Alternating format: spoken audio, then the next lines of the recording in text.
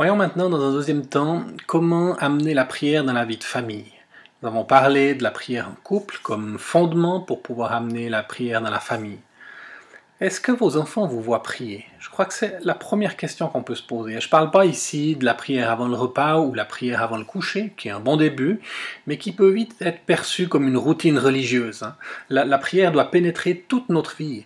Est-ce que nos enfants nous voient prier comme un réflexe quand il y a une situation inattendue, ou bien comme une habitude d'avoir une relation quotidienne avec Dieu? Un jour, ma femme a été reprise par Dieu par rapport à ça, alors qu'on avait nos deux premiers enfants qui étaient encore tout petits. Et nous, on avait plutôt à cœur ce verset qui dit « Quand vous priez, allez dans le lieu secret ». Et puis c'est vrai que quand nos enfants sont là, c'est plus difficile de se concentrer, c'est plus difficile d'être attentif à ce que Dieu veut nous dire. Et puis on peut se faire couper la parole par une dispute entre eux, par une situation à régler. Donc on avait pris l'habitude de ne pas vivre notre relation avec Dieu devant nos enfants, mais de la vivre un peu en cachette. Et là, le Seigneur a repris ma femme en disant « Apprends à prier devant tes enfants. » Pas chaque fois, mais de temps en temps. Et ce jour-là, ma femme donc allait au salon, et nos deux enfants jouaient, et ma femme leur a dit « Les enfants, maman va prendre un moment avec Jésus, donc vous pouvez rester, il n'y a pas de problème, mais j'aimerais que vous soyez calmes pendant ce moment. » Et puis les enfants étaient un petit peu intrigués, donc tout en jouant, ils ont observé un peu ma femme qui lisait la Bible. Elle a lu à haute voix pour qu'ils puissent aussi entendre ce qu'elle lisait. Elle a prié à haute voix aussi pour pouvoir les associer le plus possible, mais elle ne s'est pas concentrée sur eux. Et à la fin de sa prière, voilà notre fille aînée qui s'approche de ma femme en disant « Mais maman, t'as pas prié pour grand-maman ?» Et ma femme a regardé Noémie en lui disant « Mais c'est vrai, t'as raison, c'était d'accord qu'on prie les deux pour elle ?» Et les deux ont prié pour grand-maman. Et ça a été un début d'amener la prière, la lecture de la parole aussi, comme quelque chose dans notre vie de tous les jours. Et vous savez, une relation avec Dieu, elle est composée de deux éléments. Il y a des moments particuliers qu'on veut prendre, donc c'est la même chose dans un couple, on a besoin de moments où on s'arrête et on parle plus en profondeur, on a du temps devant nous, on a le temps d'aborder des sujets de fond, et on peut aller au fond des choses. Et puis, il y a un aspect plus style de vie où on se parle dans la vie quotidienne. Et on a vraiment besoin des deux, parce qu'autrement, on a l'impression qu'on parle que dans les moments mis à part. Donc, on attend le prochain rendez-vous pour avoir la relation. Ou si on parle que dans l'aspect style de vie, on n'arrive pas à avoir de moments où on approfondit les choses. Donc, on va aborder ces deux points, et j'aimerais commencer maintenant par les moments particuliers qu'on pourrait mettre en place pour prier. Des rituels de prière familiaux. On pourrait prendre un moment précis, par exemple le matin, ou alors après un repas, ou une fois par semaine dans un conseil de famille. On n'est pas en train d'imaginer un truc légaliste qui va nous écraser. Il faut que ce soit quelque chose qui corresponde au rythme de votre famille. Et chaque famille est différente. Mais c'est vraiment dans chaque famille doit trouver son rythme qui lui correspond. Et c'est important de commencer petit. Même si les enfants ne comprennent pas tout, ou bien si les enfants répètent vos prières, ou que leurs cœurs ne sont pas complètement dedans, commencez petit, commencez par des moments pas trop longs, pour stimuler l'intérêt, et puis pas les étouffer d'un rite religieux trop lourd et trop long qui va les dégoûter. Donc par exemple, quand Noémie était toute petite, on est monté une fois dans le salon de la famille qui nous accueillait, et puis, il y avait une personne malade sur son canapé, et j'ai simplement pris la main de ma fille qui avait quelques mois, et puis je l'ai posée sur le front de cette personne, puis on a prié au nom de Jésus. Je l'ai associé à ma vie de prière, tout simplement. C'est des petites choses comme ça qui peuvent se faire. Nous, on a décidé de prendre un temps de prière, de lecture de la parole chaque matin avant le déjeuner, ou pendant le déjeuner. Et ça se fait de la manière suivante.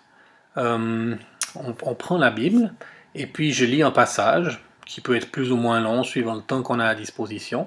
On a commencé quand nos enfants étaient tout petits, et là ils ont pris l'habitude, donc c'est maintenant quelque chose qu'ils apprécient beaucoup. Et on peut leur commenter le passage, on peut leur expliquer les choses, donc on les nourrit de cette parole de Dieu. Et après on prend des sujets de prière en famille, et on prie pour ces choses-là, jusqu'à ce qu'il y ait une réponse. Alors je vais expliquer un tout petit peu. Tout d'abord un fondement biblique. Dans Deutéronome 6, on a ce verset qui nous encourage à transmettre ces commandements à nos enfants quand on se lève, quand on se couche, quand on marche le long du chemin, quand on s'assied dans notre maison.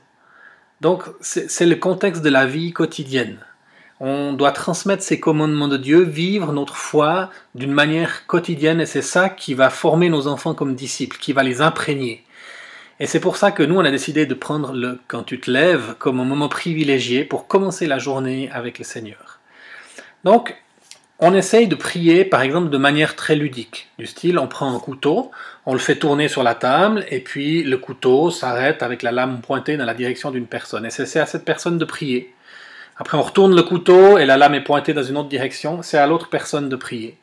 Et c'est assez intéressant de voir comment les enfants fonctionnent, parce que des fois, ils disent « Ah, mais c'est dégueulasse, c'est lui qui a prié 2 fois, moi j'ai pas encore pu. » Et on voit que l'aspect ludique va les motiver à un certain âge pour pouvoir entrer dans la prière.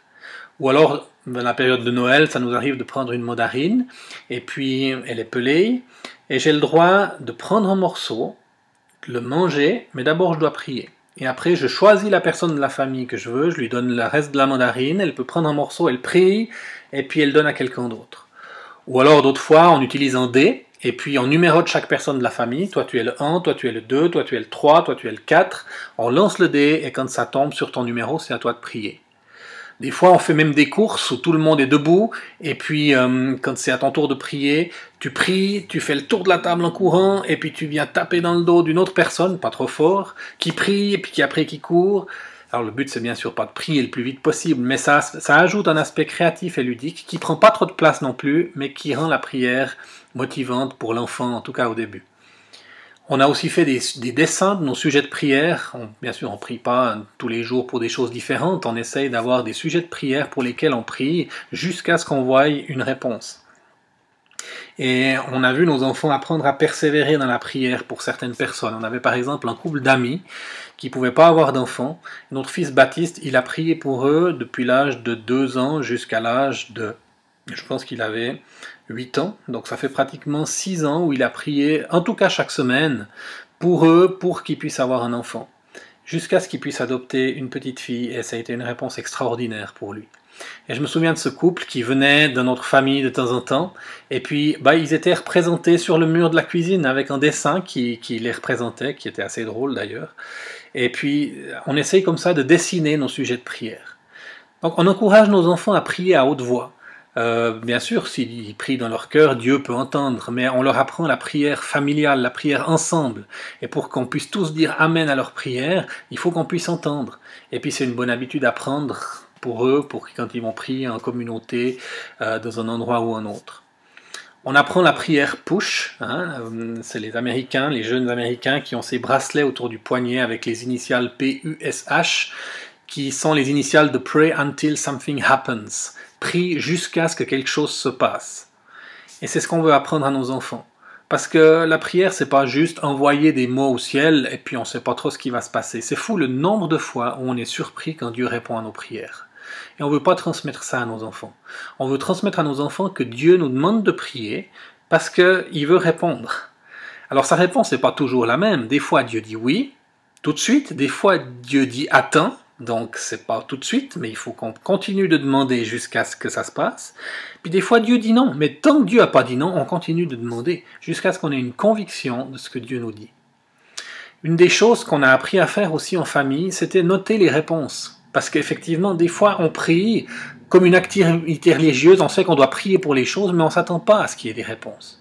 Donc nous, on avait fait dans notre cuisine, on avait mis une grande feuille avec un rond au milieu qui représentait une fleur. Et chaque fois que Dieu répondait à une prière, on rajoutait une pétale sur laquelle on écrivait ou on dessinait le sujet de prière qui avait été exaucé. Et je me souviens, après quelques mois avec ma femme, on contemplait cette fleur qui avait déjà plusieurs tours. Dieu avait répondu à tellement de prières. Et je ne suis pas sûr, si on n'avait pas noté les réponses, qu'on n'ait pas perdu de vue finalement que Dieu est fidèle, que Dieu répond beaucoup plus que ce qu'on imagine.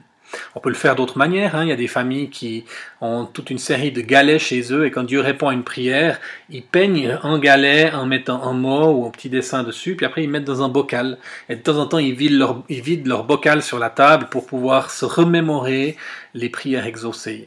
D'autres ont simplement un carnet dans lequel ils notent les prières et puis ils notent les exaucements.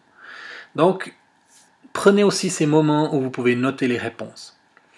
On a aussi des temps de prière d'écoute où on essaye en famille de dire « Seigneur, qu'est-ce que tu veux qu'on fasse ?» C'est aussi des moments intéressants Alors, quand les enfants étaient petits, ça allait assez vite. Quand, par exemple, on devait prier si c'était juste qu'on accueille une personne chez nous pendant un certain temps, ben, les enfants recevaient des impressions, on les partageait jusqu'à ce qu'on arrive à l'unité familiale. Ça, c'est quand on a du temps. Des fois, on doit écouter et prendre une décision rapide et tout le monde n'est pas d'accord. Et puis là, les parents doivent couper et prendre une décision. On a eu écouté Dieu pour certaines tournées entre autres où on n'avait pas du tout les finances, mais on sentait que Dieu nous demandait certaines choses, comme aller en Afrique, toute la famille pendant un été. Et on a écouté et tout le monde a vraiment reçu un oui de Dieu. Et tout le monde a aussi reçu qu'il devait faire quelque part sa part pour pouvoir amener les finances. Donc c'était un exercice intéressant. On a aussi eu des situations plus délicates où on voulait aller vivre un culte famille, puis moi je pensais qu'on allait aller toute la famille comme d'habitude, entre guillemets, et puis certains des enfants sentaient pas que c'était leur place, alors on prenait un temps d'écoute, et puis c'est moi qui devais faire toute une démarche dans mon cœur pour renoncer à mon projet initial, pour dire Seigneur, est-ce que tu as un autre plan finalement? Et effectivement, pour certaines activités, c'était pas toute la famille qui était là. On a des fois des temps de prière les uns pour les autres. On essaie de le faire en tout cas une fois par année pour écouter Dieu, pour chaque membre de la famille, pour recevoir un peu des pensées pour l'année qui vient. Par exemple, cet été, on a prié les uns pour les autres et ma fille a reçu un verset de Job pour moi, comme quoi l'Éternel frappe, mais il guérit aussi. Et 6 fois, tu as failli mourir, mais la mort ne t'atteindra pas. C'est un verset qui m'a beaucoup porté 2 mois plus tard, quand j'ai fait une crise dans ma vésicule biliaire avec des calculs qui étaient super douloureuses, et puis qui a duré pendant plus de 4 jours avant que je puisse finalement arriver aux urgences, et puis que je subisse une opération pendant plus de 3 heures. Et ma fille a dit à sa maman, tu te souviens maman le verset que j'ai reçu pour papa? Et ce verset, comme quoi je ne mourrais pas, c'est un verset qui les a portés dans leur prière pour moi pendant toute cette période-là. Donc la prière d'écoute en famille, c'est aussi quelque chose qui nous unit, c'est quelque chose qui nous donne un sens de direction. Vous pourrez trouver sur notre site internet Famille de foi un texte dans les ressources, comment prendre des décisions dans l'unité, et puis ça nous donnera quelques pistes pour vivre ça en famille aussi. La louange, c'est aussi une autre forme de prière qu'on a essayé de mettre en place dans notre vie de famille. Et puis, comme je joue du piano, qu'on a l'habitude de vivre des temps de louange, on avait pas mal d'attentes là-dessus. Les attentes n'ont jamais été exceptionnelles dans ce qu'on a vécu dans notre cadre familial. Au début, c'était 8 fois sur 10, un petit peu une catastrophe, du style, il y en a un qui danse avec son épée en plastique, il y en a une autre avec sa bannière, et puis voilà que la bannière arrive dans l'œil de l'autre qui a l'épée, et puis il commence à crier l'un sur l'autre, et puis que le moment de louange et d'adoration tourne en catastrophe. Donc c'était un petit peu comme ça, plusieurs fois, et c'était assez décourageant. Puis petit à petit, les moments de louange ont pris de la profondeur. Je dirais que ça dépend les périodes, les saisons de l'année. Il y a des moments où on axe davantage sur la prière, davantage sur la louange, davantage sur la parole. Mais la prière et la parole de Dieu sont des choses qu'on veut mettre en place dans le rythme de vie quotidien de nos enfants. Ceci dit, on essaye aussi de les encourager à développer leur propre relation avec Dieu, pas qu'ils s'appuient que sur les moments de louange, de prière ou de lecture de la Bible que nous avons en famille. Et là, les activités qu'ils vivent avec les fabricants de joie ou avec d'autres ministères ou dans le cadre de l'Église, les équipes, et les motivent aussi pour ça. Donc, la prière en famille, c'est possible. La prière en famille, c'est pas nécessairement ennuyeux. La prière en famille, c'est quelque chose qui nous unit, c'est quelque chose qui nous donne un sens de direction. Et ces moments à mettre en place sont vraiment des moments privilégiés dans lesquels on aimerait vous encourager.